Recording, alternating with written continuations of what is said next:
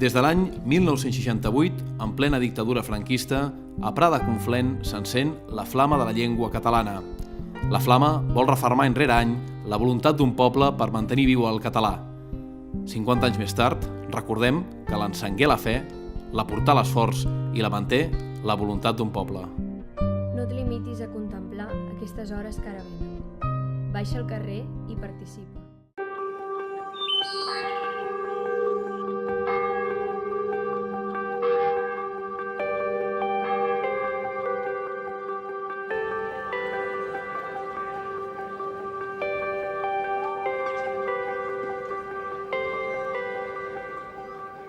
Quan l'any 68 es va celebrar el centenari de la naixença de Fabra, es va crear una comissió per commemorar el centenari de Fabra a nivell nacional. I aleshores aquí vam coincidir 3 o 4 apassionats de l'excursionisme, a més de la llengua, a dir si això s'aconsegueix anar fent a pobles del país, el qui té més implantació al país és l'excursionisme. Aleshores, si féssim una comissió específicament excursionista, doncs això seria la manera de poder anar a cada entitat de Catalunya a dir-los que fessin un acte.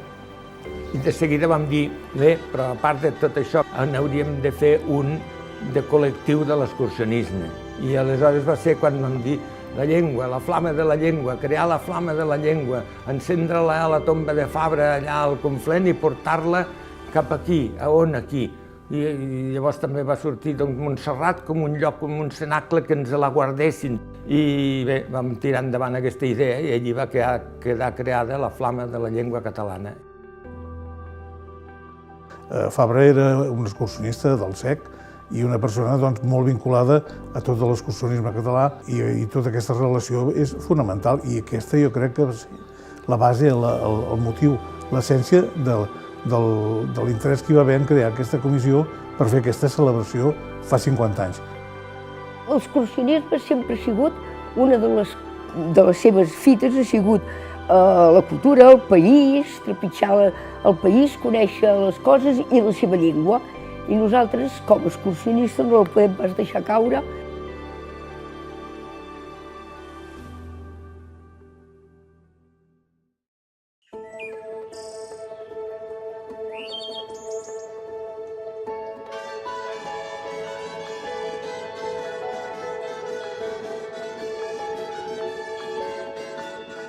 Al cap d'un any de veure la portada, vam dir això s'hauria d'anar simbolitzant d'alguna manera fent-ho patent contínuament, no que la vam dur una vegada i d'aquí 20 anys dir uns van dur una flama una vegada, que encara és allí Montserrat més o menys, sinó d'anar agafant el relleu de successives persones que es comprometessin amb aquesta missió. I aleshores vam pensar en fer una festa, una renovació anual de la flama, convidant-hi tot l'excursionisme i encarregant-se d'una entitat diferent cada any de fer-ho, per anar ocupant diverses àrees de país.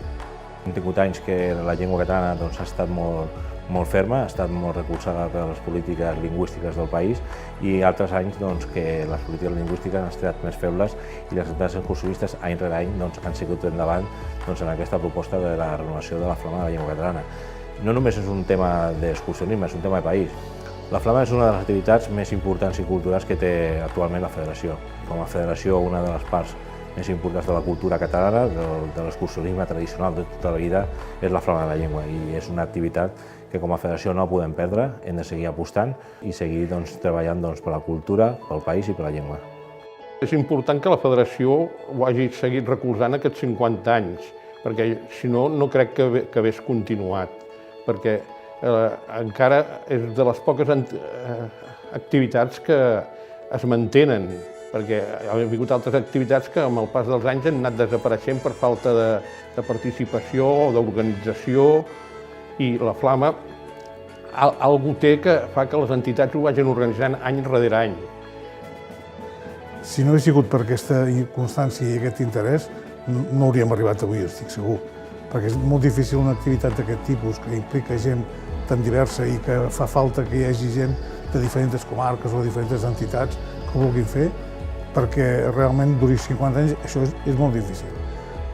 Ha costat molt, perquè, esclar, ara representa que tot és facilet i que ens ho deixen passar, però no us ho creieu pas, que no, la censura amb aquestes coses hi és bastant forta. I a la Catalunya Nord, aquests moments veiem que són difícils perquè allà com a cosa folclòrica, allà dalt ja els hi està bé, que passem una mica i que sortim banderes per allà i que passi la flama, encendre-la, però a l'hora de la veritat, quan veuen que la cosa agafa un altre caire, que va agafant un arrel més polític, llavors els hi costa molt més d'acceptar-ho, És clar que a França, pel moment, encara no hi ha el reconeixement necessari per mantenir els idiomes regionals i per a nosaltres el català.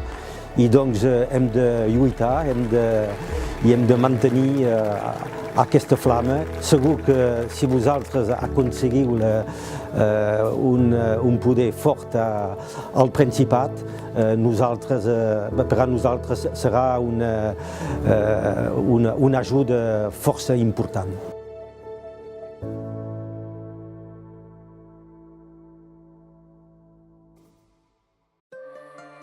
I aquest any, per celebrar el 50 aniversari, totes les entitats excursionistes, la gran majoria que van participar en qualsevol flama dels últims 50 anys, s'han tornat a repetir. I aquesta comissió que hem fet del 50 aniversari ha quedat palesa a una majoria absoluta d'entitats, totes abocades des del voluntariat, per portar la flama des de Prada, des del Canigó fins a Montserrat.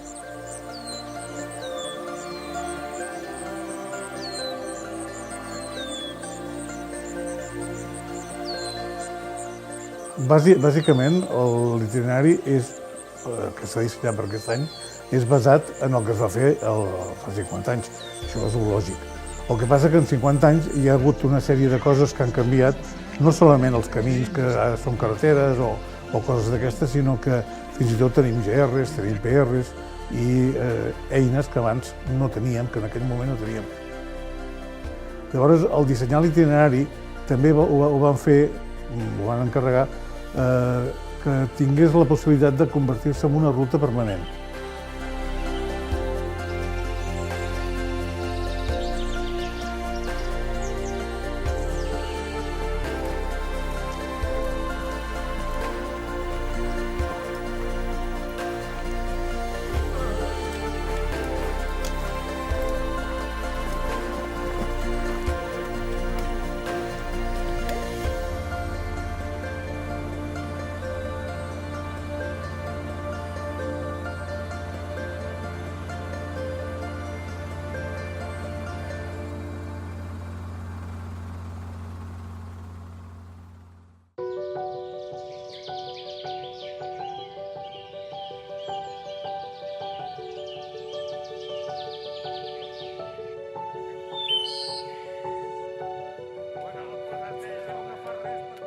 Jo el mèrit el considero una cosa, que allò agafa sentit i cost, és natural, però en canvi el veritable mèrit el té que al cap de 50 anys no hagi fallat mai ni un any. Ha durat 50 anys, però encara hi ha la gent quasi del començament. Si no s'enganxen jovent, sí que caurà la flama, I no serà perquè no hem intentat conservar-la. Em sembla que tots som bastant persistents a que tot això continuï. Els que ho van fer la primera vegada han volgut que any en any la gent se n'en recordés i els que prenem la torxa volem continuar. Jo espero que aquesta flama sigui una miqueta el canvi, diguem-ne, generacional. A partir d'aquí sigui la gent una mica més jove la que s'engresqui i continuï.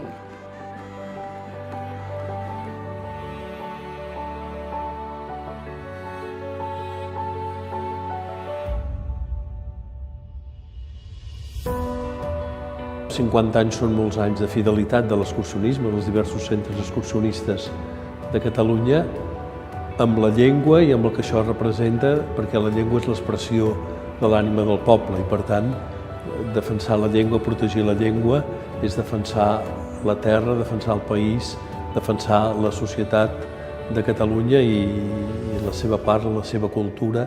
Haurem de continuar la renovació de la llengua durant molts anys, diria amb un to reivindicatiu. Després espero que vingui un moment que sigui simplement amb un to festiu.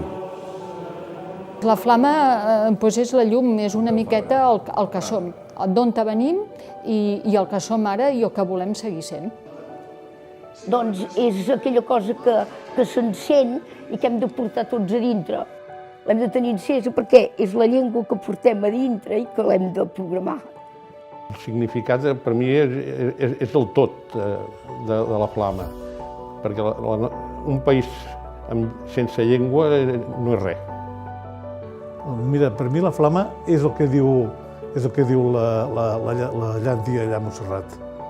La fe, la portar l'esforç i la manté la voluntat d'un poble. Per mi aquesta voluntat, al final, tot al principi hauria estat molt bé, celebrar-ho i fer-ho, però si no hi ha aquesta voluntat de manteniment, i repeteixo, gràcies a Mir, això no hauria tingut sentit. Com a persona que vaig participar en aquella primera iniciativa de la Flama, doncs ara puguem dir que això s'ha mantingut durant els 50 anys, i repeteixo aquest fet perquè em penso que és important, i que s'ha pogut coronar d'aquesta manera tan magnífica, crec que no pot ser més que una satisfacció i una justificació de que allò va valer la pena, que és el que és millor de comprovar. És la flama de la llengua. I per mi la llengua és la nació.